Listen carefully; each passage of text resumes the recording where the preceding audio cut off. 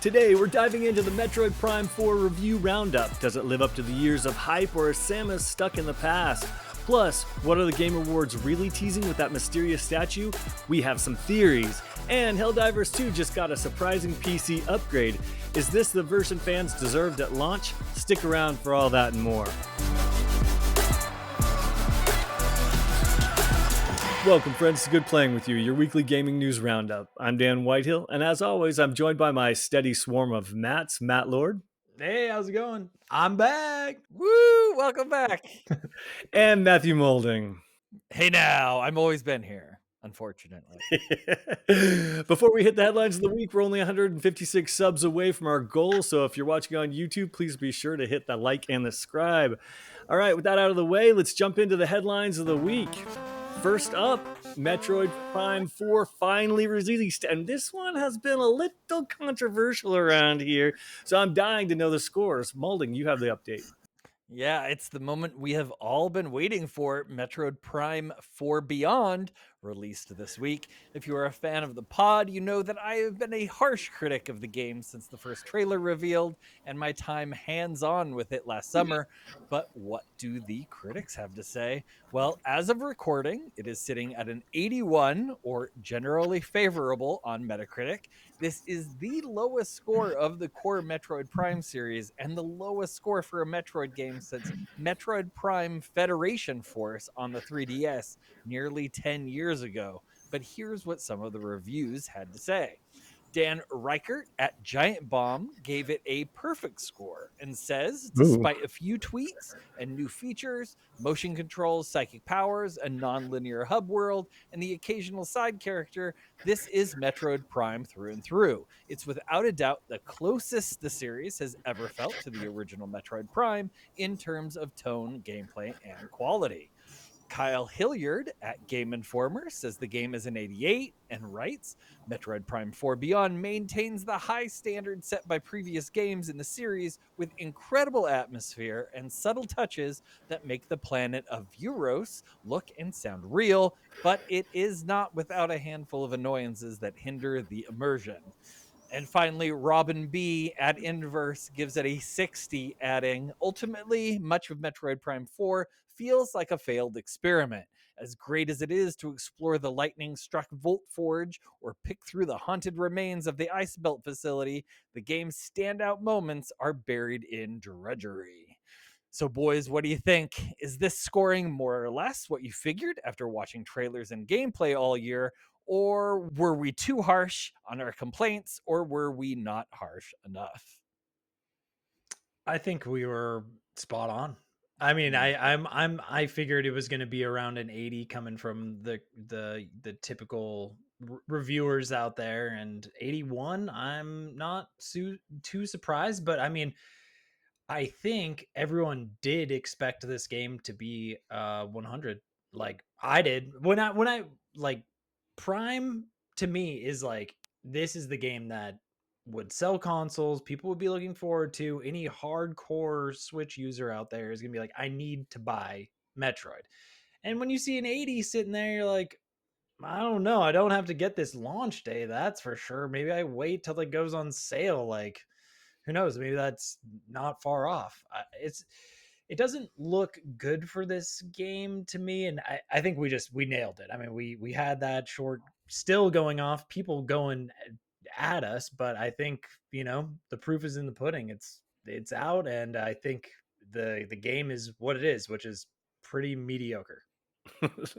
I kind of agree. I do think we were a little bit too much of dicks on this week, because one thing that I've noticed is, yes, the game, it just does not look really up to par, especially after an 8-year wait.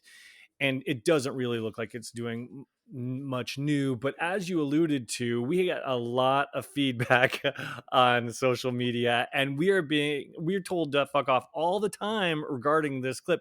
And what it really shows me is there's a hardcore fan base. So this score of 81 actually is a bit lower than I would have figured. Look, I have total respect for the Nintendo fanboys. There are some great games on there. Although, sorry, Ross, Donkey Kong is not one of them. But I don't think this is another one that's great. I don't see the level of polish and I don't see the standout mechanics. I think they needed to get this one out. I think a score of 81 is kind of low for a Nintendo flagship franchise, but there's always going to be that core audience that's going to buy it. And look, God bless them. I hope they have a great time with this because the previous entries were really good, but this one just didn't look like it had done anything new. So for vets of the series, 81, sure. But if this is your first time playing a Metroid, then I'm sure they're going to love it. And I know the fanboys are going to eat it up. So it's going to find its audience. And even if it's not for us, it is for some people. And we have to recognize that. Yeah, I agree with Dan on this that I'm surprised it is so low because so many people are really huge fans of the game and kind of look past a lot of faults that I, for one, not being a giant fan of the franchise, can easily see and point out and be like, listen, driving through that really desolate desert with what we'll talk about a little bit later, no music and just not looking good, like that's not fun for me. But somebody who's a super big fan of the series, of that IP, might find that fun. So that's where I'm surprised at that it is so low. And yes, I've been very harsh on it to the point of really ripping apart the last trailer, but I just want games to be quality. And when someone on Twitter posts a video of like little insects moving across the branch and acting like that's the second coming of Jesus Christ, I get a little annoyed that that really isn't. And just, calm down, look at it a little bit more objectively. But I'm with you, Dan, that I do hope people have fun with it. I will not be one of those people. Do you guys think Metroid is a niche franchise?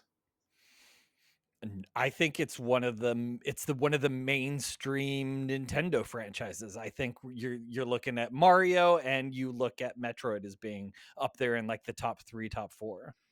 Yeah, but I agree with that, except that I thought I heard that it sold better in the States than it did Japan. And so maybe it's more a US based type game than Japanese. I'm with you, Malding. I really don't think Metroid is a niche franchise. I think this should be blowing the doors off for Nintendo.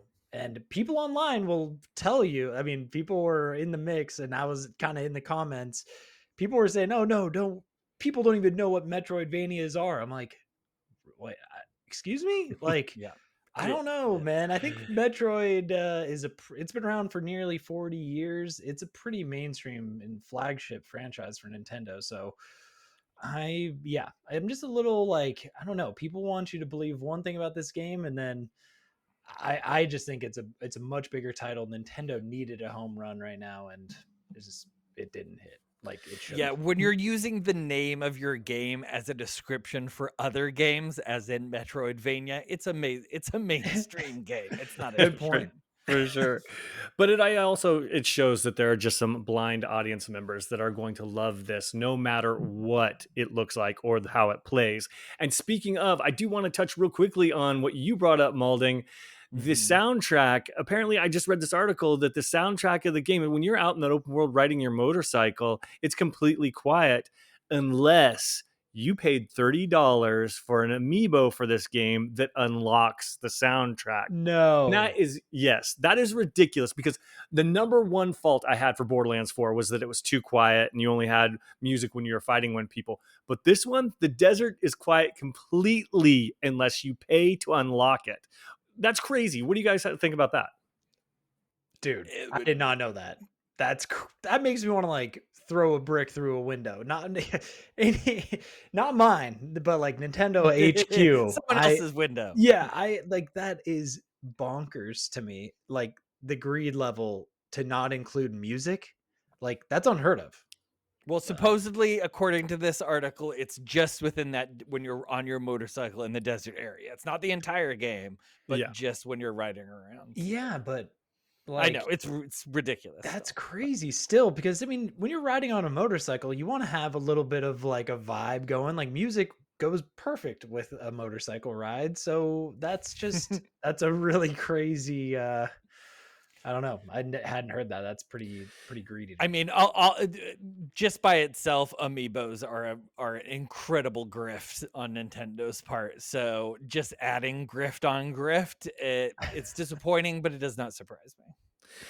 It's really unfortunate because they got away with this with Mario Odyssey. Look, we all overlooked it for Mario Odyssey because we were excited for more Mario Odyssey. But the reality is, unless you bought the Bowser Wedding amiibo, you couldn't find the purple coins hidden on the map. And sometimes they were hidden really hard, like off a cliff. And me being a completionist, had to go buy this. And I felt ripped off then. But not getting music that's like you're missing a main part of the game if tied behind amiibo, and that's ridiculous. And what's even more insulting, I think, here is that these things are $30. So and I'm sure that's part tariffs or whatever it is, but come on, like that is really expensive for the finished game, and that's some bullshit.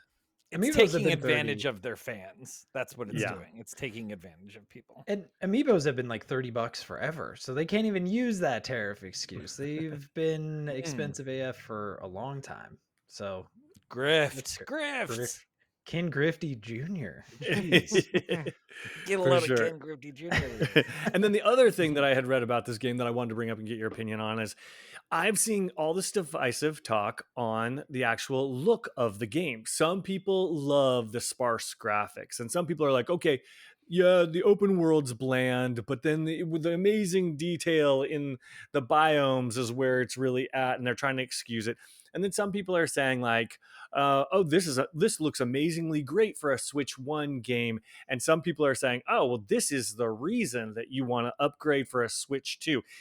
And they're going back and forth about how this is the reason to upgrade. And I just don't see it. I don't see, okay, I know that it's like 720p versus like 1080p, or it can go like 4K docked.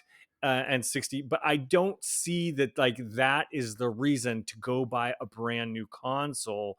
And it's wild because I don't think the game has graphics that are good at all initially. So I don't think you're going to give a better looking game if you upgrade. But what do you guys think? What are you hearing on this? Yeah, well, Kotaku wrote a whole article on this specifically, which I found totally shocking. Like, they literally said, they're like, Metroid Prime 4 Beyond might be a good excuse to upgrade to Switch 2.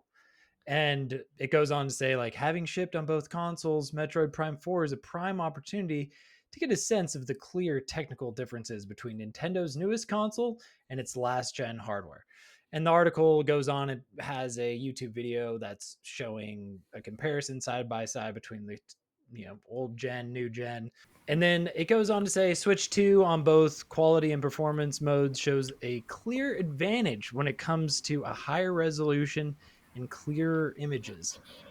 And Dan, I'm with you. I don't see any difference on here. And so Kotaku's out here saying, go ahead and pick up that new Switch because it makes such a big difference. I'm like, am I taking crazy pills? There is no difference between Switch 1 and Switch 2. The biggest difference would be load times, which they did mention in the article. They said, yes, the load times are nuts on the Switch 1, but like if it's not impacting image quality, like that's just something you can live with. You don't have to drop $500 for the new console. So what do you guys think on this? Like, is this a little shocking article coming from Kotaku kind of shilling for the upgraded system? No, company shilling for other companies does not surprise me. What does surprise me is how really 2 gens ago, maybe even 3 gens ago, this looks. And that's my biggest complaint from everything that we've seen is it just looks like an old game. And that is absolutely fine for lots of people. I spent a lot of time playing Cherry Pit, no, Passion Pit, no. What's the Clover Pit?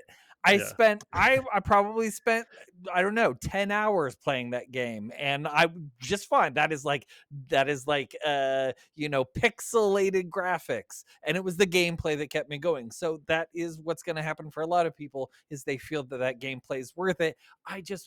It's come on, guys, it's Metroid. You want Metroid to be a beautiful looking game, and you really can't objectively say that this is a beautiful looking game, in my opinion. But Yeah. And I hate to say it, but Kotaku blowing smoke up our asses is no surprise because holy shit, the amount of articles they have been writing shilling stuff for Black Friday, it's been more sales news and Amazon links than actual news articles about video games. It's insane. And then they have these titles that are like, oh, the AirPods are next to free. And you click on it because I'm a dope and it's like $220. And I'm like, wait a minute, how are $220 next to free for some AirPods? Oh, that's hilarious because I've been getting, they're like, they're giving away this hard drive for pennies. I'm like, pennies? You mean like 6,000 pennies? Like, what do you mean? Yeah. Like, this is crazy, bro. That's so funny. Okay, yeah, but I agree. It's Kotaku. What a, I think that's kind of a weird one, especially when the poor comparison Ethan video. Gatch overworked over there. That's what's I think happening. that's what I know. I think that's what He's it about is. to crack. It's crazy.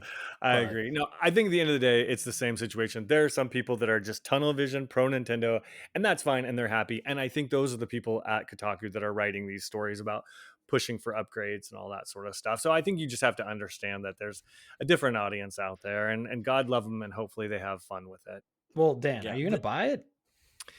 No, but I'm going to gamefly it because if Donkey Kong taught me anything, it's that my instincts are right when it comes to games that are right for me. They might not be right for anyone else out there, and God bless you for still listening to me.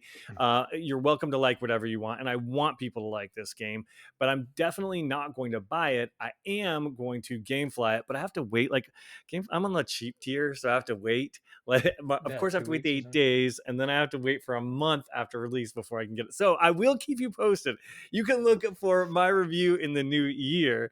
We'll definitely have. This is not the last you have heard on Metroid Prime 4 here, and I am very curious to know if those people who have been telling us to fuck off for a daily basis for the last year are correct. Or should they be fucking off themselves? That is the true question that I need to answer. So now, of course, I have to play it. It's just going to be a little bit longer than I'd like.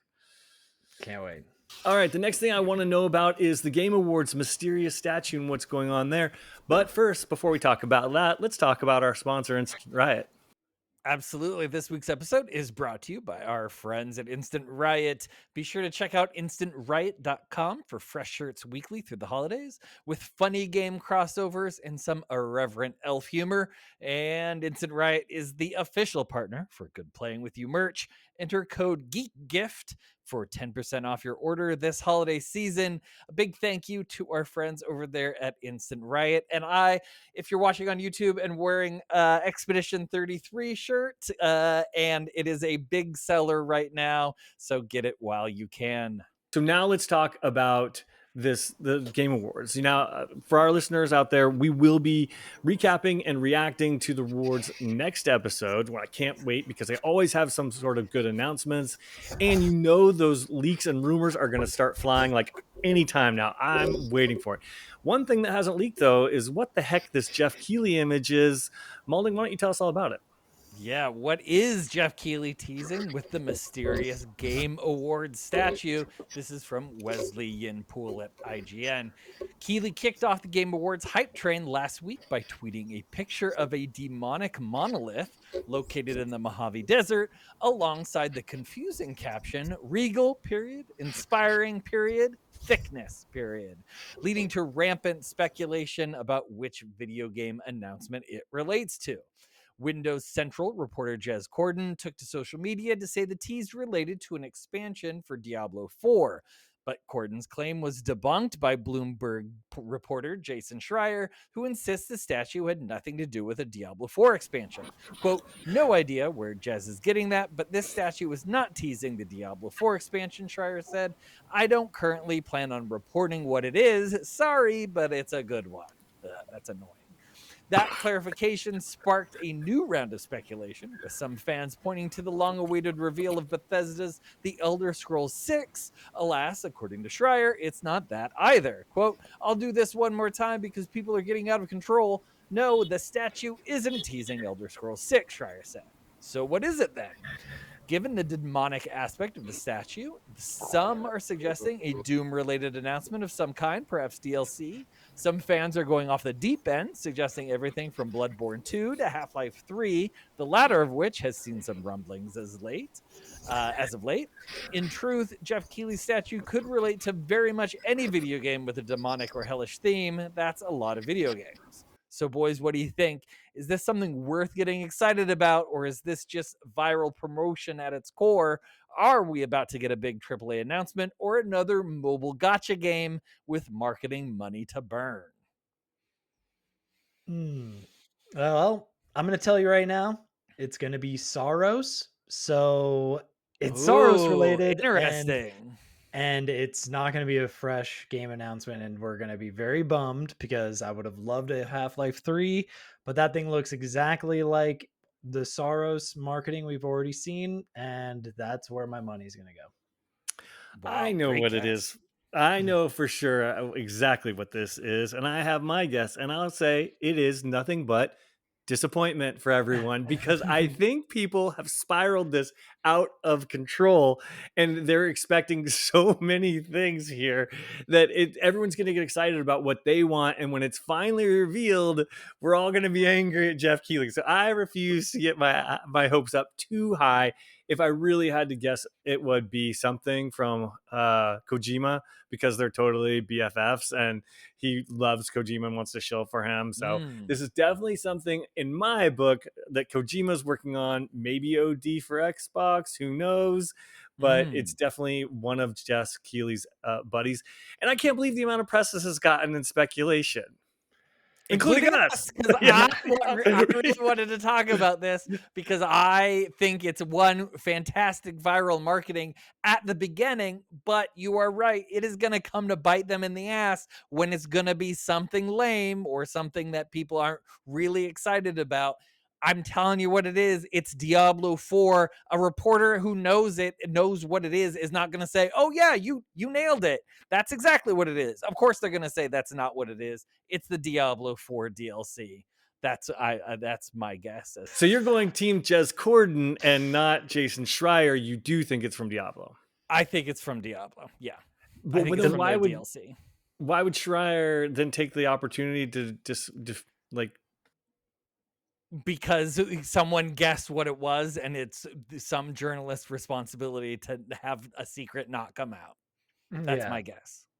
He's playing police. He's playing reveal police, and I think it's possible. And then when it does, and then when it is Diablo, he'll be like, "Ha, got you guys. Yeah, it was the whole time." That's how it's gonna sound.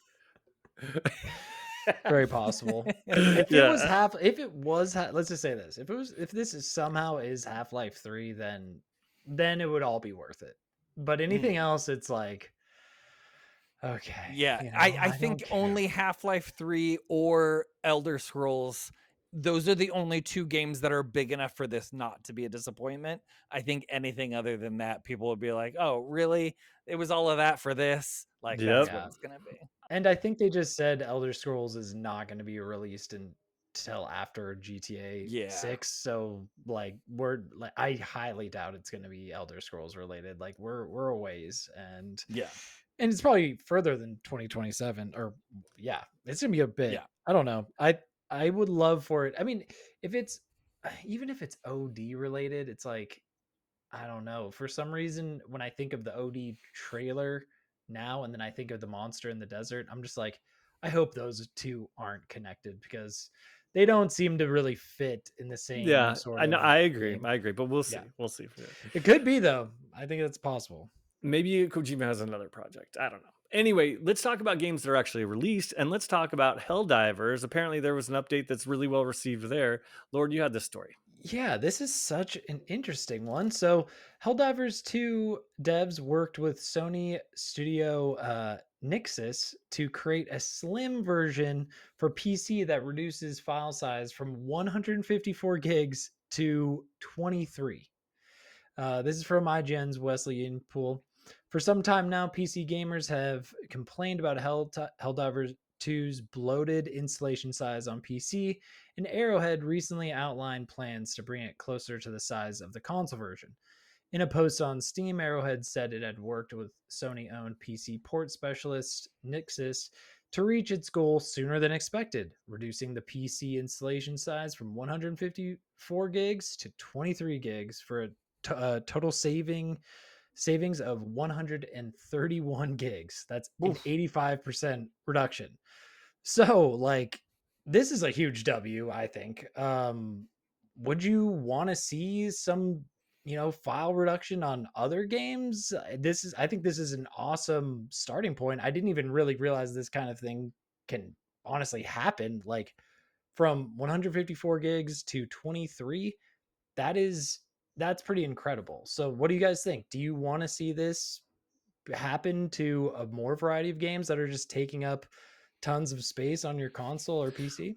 Well, wait, this makes me angry. I have to say, like, look, Tell I me. congratulations to them. Glad it happened or whatever. But now it's got me sitting here wondering, like, how many of these bloated 100 gig plus games do we have on our systems that are just optimized poorly or not optimized at all? Because that's clearly what it was here. They took out all the files that didn't need to happen and they made something specific for PC.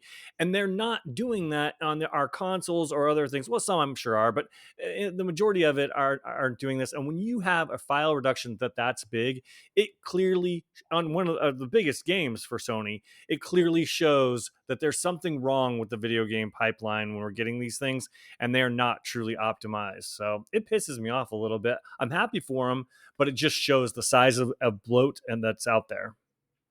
Yeah, I'm not too angry about it. I think that's a little getting angry about it seems a little intense. I mean, I get angry about a lot of stuff. That this I'm not angry about. I think it's great that they did it. I want to know what it is that they did. That's what I'd love to see. Why I don't know why they wouldn't release that if they hadn't, like, hey, we got rid of these files. I would love to know. Yeah, Call of Duty is just ridiculously big. That is absolutely off my console now because it's so big. Even Baldur's Gate 3, which of course I love so much, that's right now the biggest taker of memory on my Xbox. I just want to know what they did and pass that information along to other people so that they can do it too. Yeah. Well, I think they probably got rid of the crypto mining payload that was there. It was an easy solution to rid of. No, I mean, I wasn't mad until Dan said he was mad, and now I'm a little mad. It's okay. You don't have to be classic, mad. classic mad over here.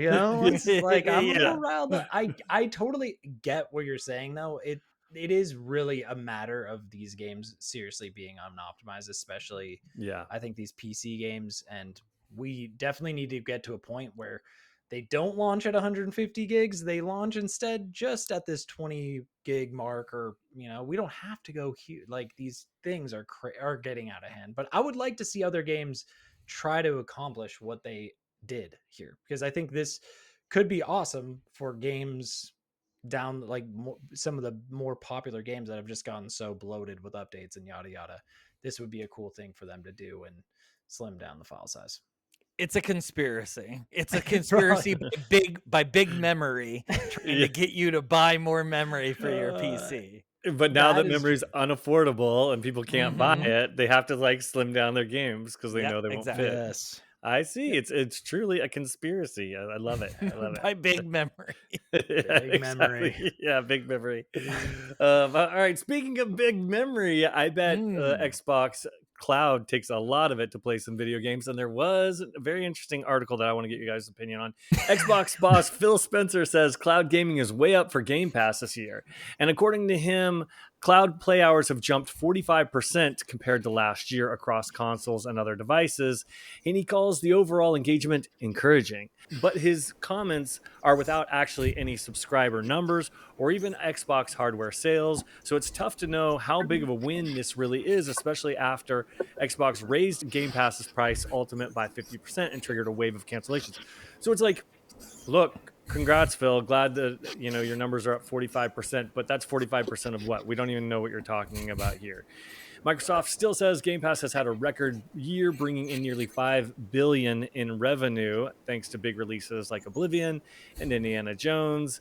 The interesting part Rumors say that Microsoft is testing a free ad-supported version of Xbox Cloud Gaming that we talked about previously that won't require Game Pass at all, and a public test will reportedly be coming soon. So what do you guys think? Should we believe this hype, and is ad-supported gaming on Game Pass our future? Oh man, I don't know. The cloud gaming is very, very convenient. So sometimes there's a game that I don't want to download.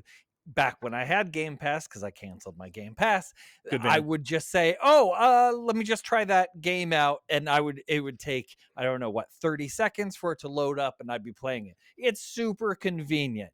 It's not something I think I would ever miss if it wasn't there. So if I'm the only one that's using it, a 45% uptick in people using it means that's another half a person doing it. I think, is my math correct? Yes, since we don't know what numbers he's citing, it could be 20 people used it before and now whatever math is to get the other number. So we don't know. It's all corporate speak. Well, if cloud gaming does really take off, the jump in turn-based RPGs is going to be substantial, because that's the only dang genre you can play on cloud gaming, because there's so much freaking input lag. So I hope he's inaccurate on, because you really can't catch me dead playing cloud gaming, honestly. Like, realistically, cloud gaming is just, it's not where I'm at in life. That's all I can say. And then these numbers, it's just like, trust me, bro, coming from Yeah. Phil Spencer, which he doesn't have a very good track record with like the stuff he's been piping off lately. So I don't know. I just hope cloud gaming isn't the future of Xbox, because in my opinion, that's not gonna bring me over to Xbox or buy the next Xbox console if everything is online. I just think, I don't know if he's alluding to that sort of future in this sort of talk, but I don't like the sound of it at all.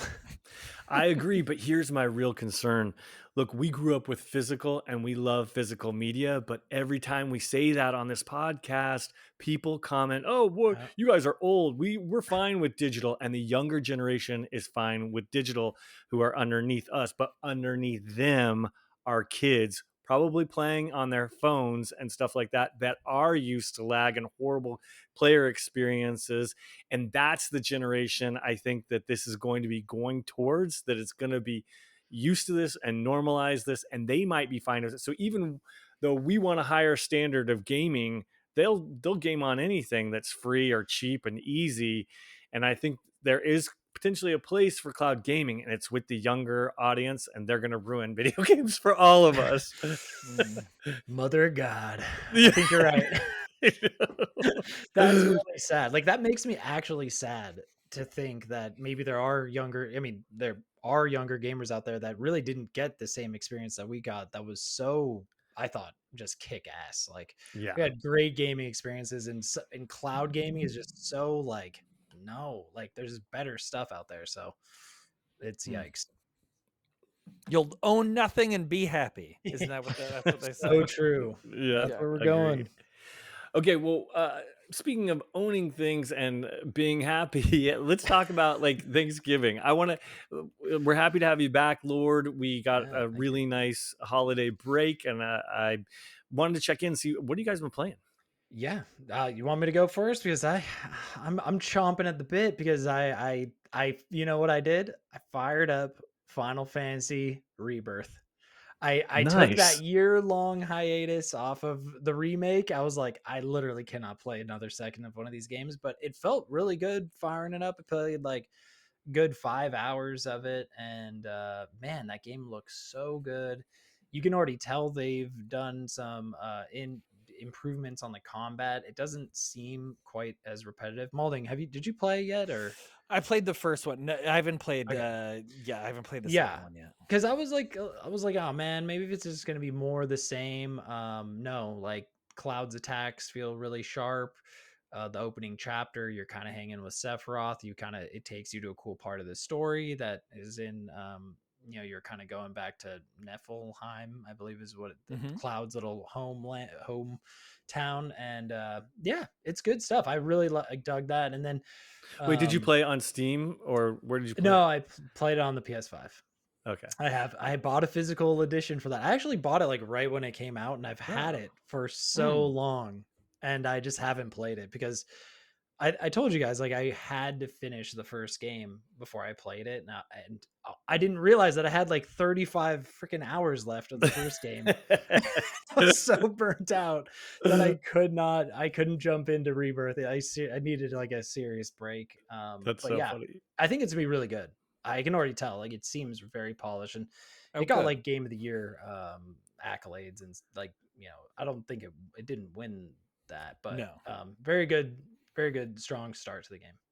Yeah, and then I've been playing some more Metal Gear Solid Delta. Put that back in. That one I'm playing on PC, and I've heard the That's the keyboard. remake that just That's the recently came out remake. a few months ago, right? Yeah. And man, it's so fun. It's really cool on mouse and keyboard. I've never played it on mouse and keyboard. That's like that's the hotness that is like, okay, they optimize mouse and keyboard, and it feels really good. The graphics are insane. You can jerk off crocodiles. But Wait, What? wait, what? No, I'm just kidding. crotches? I'm just kidding. You can't do that, but you can do like a lot. Suddenly we woke up, the two of us were like, huh? I know. What? Oh, I saw you guys sleeping a little bit. I'm gonna throw him a little. Yeah. No, really, seriously, if you haven't played the third one, this is really a good spot to jump in, and I think they had it on sale for like $30 over Mm. Black Friday. So if you haven't played that yet, when you scored, oh, and I did get a couple games on Black Friday actually that I'm gonna have Audrey What'd you pick give up? me. I got the Neo collection 1 and 2 for $20 or for $15 from Best Buy, which is great because I only played a little bit of the first one, haven't played the second one, and maybe I can get it. Who knows? Maybe I can knock it out before the third one comes out. And Shin Megami Tensei 5, which is that JRPG. Did you play that, Malding? No. No. This really, really super JRPGs Yeah. are tougher for me to enjoy than. And I mean, and that was $15 too. So like I seriously like came up on these. So like two insanely long games for $30. So And you said Audrey was going to give these to you? yeah, Is that Audrey's what it gonna is? give him to me for Christmas. Then Audrey scored. She got some, Audrey yeah, scored. I was very I affordable know. deals. I agree. I was like, Audrey, I'm gonna buy these 2 games, and you're just gonna gift them to me for Christmas. I love it. I'm I gonna- love it. yeah. So it was a good time. That was my Thanksgiving, guys. How about Right you on. guys? We had a good Thanksgiving. Malding actually came over to my place and we hung out for a little bit. We cooked some turkey pepperoni that is on our pizzas that we made, and they were Oh, badass and Yeah, awesome. they're It was really good. You were totally missed. We wanted I to wish have I you was there, there. of course, but I knew you were with Grandma and Hemet, and so Yeah. no one can beat Grandma time. And No. so, yeah, we played like Super Bomberman R. We played some Castle Crash. We played the old school stuff that was fun on that one TV, and yeah, just hung out. But I'm the- Bomberman? I Man, know, that's right? so cool. It is fun. It was old school, like good times. Good times. Man, Bomberman's good times. Like couch multiplayer with that is like Yeah. on par with like GoldenEye. Oh, The we definitely CP were screaming the at each other. CPU did win once. Oh yeah. Well, because we were so hell bent on murdering Yeah, each other, that's we what didn't was pay attention to the happening, computer, and he would end that up is winning. exact- So we had to cool it classic. with trying to murder each other. But Malding, what else did you play after you left? Yeah, so I want to talk to Lord about Returnal because I yes. burnt myself out on it because my you were biggest- so gung ho about this last I week. was- You were yes, best game of the I year. know, and then I got to like the 4th world after you get your thing, and I just could not. I couldn't do it, and I love difficult games, but the fact that it knocks you down to 0 on your weapon abilities after one hit is really, really. That's just too much. It's just too much for me, and I think I'm just not nimble enough to avoid a lot of because it's a lot of, what is it called, bullet hell. It's a lot of bullet hell stuff, and I don't think I have those twitch reflexes to avoid a lot of that stuff. Wait, But did you change to dodge to bumper though? Did I Or change? No, I didn't change dodge to that is bumper. honestly, I feel like the game, it's a game changer. Once you do dodge to bumper, one of the either bumper or left trigger, either one, you can look it up Well, I online. don't know That is about that because you told me to change to it auto run permanent, and I oh was yeah. running off the edge all Oh the no. time because of it, and I had to change it back. Oh no, So auto run's key. no man, auto Well, you run was awful. inspired me. I went to fire it up. It was glitched. I didn't have the Oh, grapple. And I'm like, wait, I beat I have the trophy saying I beat the second boss where you get the grapple. And I just didn't have it. So my save is Oh busted. man. And ooh, I'm like, all right, So you're well, not I going to guess. start from the beginning because if you know the game, I feel like you can probably Yeah, run through to that boss pretty quickly. you can. And I was at the boss. I'm like, I guess I just beat the boss again. But then I'm like, man, I'm so freaking rusty. I am just, I mean, Yeah, that's a game yeah, that yeah, you yeah. need to get a little practice You in got because to it have is so practice in intense. it. But Yeah. I'm still stoked you're playing and you got I think further than me because I think I was at the boss of the third biome and I hadn't even gotten to the fourth biome quite yet. But Got it. I hear it even gets even harder and Oh wilder. man. We'll have to get Yeah. Ross's take. I know Ross yeah. mentioned a little bit of it, but he's a big Returnal fan and I mean it's a My great game. other Sounds like issue hell. was it's great that it allows the shortcut to the realm once Mhm. you get the grapple to go to that. But if you don't run through to get your health up, nothing boosts your health. At least nothing that I found boosts your health to a significant part to be Yeah. able to even fight against those guys. So I don't know. So I just got to a point where it was too hard. So that was Returnal. I'm glad we got to talk about it. Yeah, I'm stoked. I'm glad you bullied me into playing it because it was super Good. fun. So I'm glad I did. Good, But good. my time with it is over. And then the second game is I played Marvel's Spider-Man, which I had started and stopped playing no less than 4 times. This was 5th time's a charm. Started from the very beginning, powered through to the very end, and finally got to see the ending after all the big boss fights that they had. And I think that game is really incredible.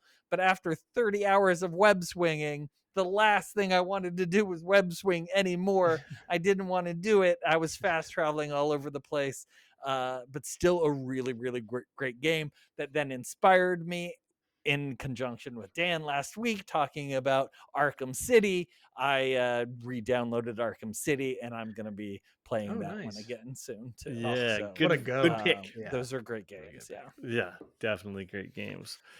How come Spider-Man took you like 4 tries or whatever? You're a huge comic book Because nerd. You love that sort of stuff. Yeah, because I would get to the point where I couldn't web swing anymore. Where I was honestly, the idea of web swinging was really, and then I'd be like, I can't do it. I can't play this game anymore, and I would stop playing and play another one. So this time I just powered through the depression of doing it and did it and got to see the end. I think it's so funny because people who play that game are like, "Oh, the web swing's so good. I just would, It's I great. would even fast travel. I would swing through the city the whole time." I heard people say that all the time, and I did actually. I think I did swing everywhere. I didn't take the subway. The subway was nice and impressive and fast, but yeah. If you It's like that, great for 20 hours. It's yeah. great. It's that 20 to 40 or 20 to 30 hours that it's really, really hard. Well, I hate to tell you, then the second game is exactly the same as this. So if you're burned out on it, you might want to not go there for a I'm little burned while. out, and I actually canceled my PlayStation Game Pass too because I think I Oh. played everything that I really wanted to play during that time. That was I played God of short-lived. Yeah, Yeah. God of War was not fun. I did not find that game fun at What? all. That little kid was Oh my! super But annoying. the I didn't want to hear story his and the voice anymore. directing, I no. mean, it come? It didn't come in the beginning. So if it doesn't grab me in the beginning, it's gonna have a hard time grabbing me later. Maybe it's great. Maybe I'll try it again when I'm having a downtime. But now I'm jazzed. I have a bunch of Yeah. other games, backlog games I'm gonna play again. So. I think what it is when you play too many high quality games back to back to back, you lose like this is special. You have to slum it with some of the crappy ass games before you get to these triple. If you do too many triple A's back to back, you do. You I just escaped in Clover Pit. Beat that game. Well, I beat the whatever the main version of it. That's a pretty crappy game that I had a lot of fun with. Wait, you're playing I- that on the PS5? No, I played that before my Game Pass got expired. Hmm. Oh, yeah. Well, I was playing Jump Space, and that's a game I'm guessing is going to be eventually on Game Pass. And it's funny because this is a game that was in an Xbox presentation like a year ago, and I brought it up, and you guys were like, "Meh, doesn't look that interesting." And then I was like, I told Malding earlier, I was like, "Oh yeah, I played Jump Space." And he's like, "What game is that?" And I was like, you said the same thing a year ago. I'm the only one who apparently knows what this game is." But and Well, it's if there are no unfortunate. dragons in it, then there's nothing, or superheroes. I'm not interested. Or croc jizz, then Yeah. Or it's not, jerking apparently. off a crocodile. If it is. Yeah, exactly. So this one, just so you put it on your radar, I don't know if it's going to go anywhere. It was this little $20 early access game, but it's kind of cool. It's like it's co-op, and you are on a ship, and you jump like maybe 4 or 5 times to get your mission done, Hmm. and you get to choose which like galaxy you're jumping to based on what you need, resources, enemies, and your goal. You earn XP, so you are leveling up. But the space combat is great. It's got ship combat, but then your buddies can run around the ship. They can either be extra guns, they can fix the shields, they can put out fires, and they can kill boarding parties. And then you land on these planets, and you run in, and you kill enemies, and you get loot, and then you go back to the base, and you kind of do it all over again. But if you like co-op games, I highly recommend it, but just know that it is very early release. It launched pretty buggy. They've got most of the bugs kind of squashed now, but there's not a lot of meat on this bone, and it's the same thing from hour 1 to hour 20. But I'm enjoying the shit out of it. It's a fun little game, and hopefully it continues development and actually goes somewhere. But it's definitely cheap. It's got like those, like photo cutscenes, and they're not really like moving or anything like that, still photo. So it's just one of those games. It's like, it was fun. It was a good So holiday game. Yeah. is this one of those games where player one controls the thing, and the other co-op players just assist player one in doing their things? No, because the other players get XP too, and they're the most important. They have the most fun. Like player one has to do all the normal stuff of just flying and shooting, but the people get to run around the ship, and then they get to like fix things and Yeah, build things. flying and shooting, that really unfun thing to do, but fixing shields sounds like a blast. But you get to do like you get perks and stuff like that, and you optimize the perks, and you can only apply 5, and there's like a lot of stuff that the other people get to do, and you don't have to be on my ship, Malden. You can get your own damn ship. Can I be another player one that's fighting against you? Is it PvP? No, not yet, but Oh, I'm okay. happy to fight Alright, against let me you know when that comes around. Let me know when there's PvP, and I can try to shoot your ship out of the sky. And Will Dan, do. I just like, I have to say, I respect that you go out on a limb and like try these games, because like when I look at this, I don't think I would like be like, all right, I'm gonna pull the trigger on this. Like, I mean, I know they're pretty reasonably priced, which is good, but like even then, I'm like, Dan, you like to go out and like try a lot of different games that I don't think very like you definitely like to try out different games that might be out of your wheelhouse or whatever. I think it's really cool. Well, thank you. Some of them are a hit, and some are a complete waste of money. So it definitely backfires on occasion. Yeah, Um, but it's good stuff. One game I can't quit though, unfortunately, is Fortnite, and they had a huge update and event this past weekend, which was awesome. That's worth mentioning because now they've started chapter 7, so they actually went down, did the whole server thing, and then brought it back up. And the Audio Simpsons, although Simpsons was a really fun one, now they've got this whole. It's based on LA, so it's really cool. And it's got like the whole Hollywood sign and everything, and Kill Bill, and I think there's rumors of Harry Potter coming later, and they got rid of the battle bus, but it's coming back next week, so it's only gone for 2 weeks or whatever. And a lot of changes, a lot of fun, and definitely worth it checking out if you guys have time on the holiday. No. Oh, Sorry, go ahead, Lord. Yeah. Oh, I jumped into this too. I played a little bit of it because I'm a huge Kill Bill fan, so I wanted to get that skin. I was kind of bummed out because I was hoping that I could play a little bit to earn the skin, but you just buy the season pass and it gave you the skin right away, whatever, that's cool. fine. The tidal wave replacement for the bus, boring. That was awful. Yeah. What a bad choice, because you could not get to the other side of the island, I don't think, unless I did No, something you wrong. So it was just like luck of the placement of where you were put on the wave. So Yeah. I'm glad that they're reverting that, because that was a fail. Yeah. But good You for them could- to change it up, because the Battle Bless has been around for a long time. So I do appreciate a little change up to see what else is out there. Yeah, Lord, no, go ahead. I was just gonna say I played a little last night with friend of the pod Andrew. I dropped a few. And man, it's just a sweat fest out there. Am I right? It is. Like I'm just But like, look, the it's beginning of the crazy. seasons it always are, but later on at the end of the season when it thins out, it gets much easier. And in fact, they have invented something called no sweat weekends, where it's like the lobbies are much more bot heavy, which I know you hate that, but they call it no sweat weekend, and they increase the number of bots, and you basically get wins easier. So That's I like cool. I those. didn't know they did that. Cheaters, bunch of cheaters Yeah. going Oh after my bots. Man, god. how unsatisfying God. of a win is that? Absolutely. Go back to You win, Returnal, if baby. you win against a bot, that win, it should be voided. You don't win against bots. It's always a human, and most times an asshole at the very end that are Yeah. very tricky and hard to beat. And you know what? I It did is. not like Kill Bill's sword. I used the sword and I got wasted left and right. The shotgun in there is pretty good. It electrocutes them, and so I've been using that a lot. But those new weapons, I'm waiting for them to drop some more, because they left some lot to be desired. Give me that Harry Potter wand. That's what I I know. want. Is it Yeah, wait, hopefully. the two like handheld shotguns, those are the Kill Bill or no?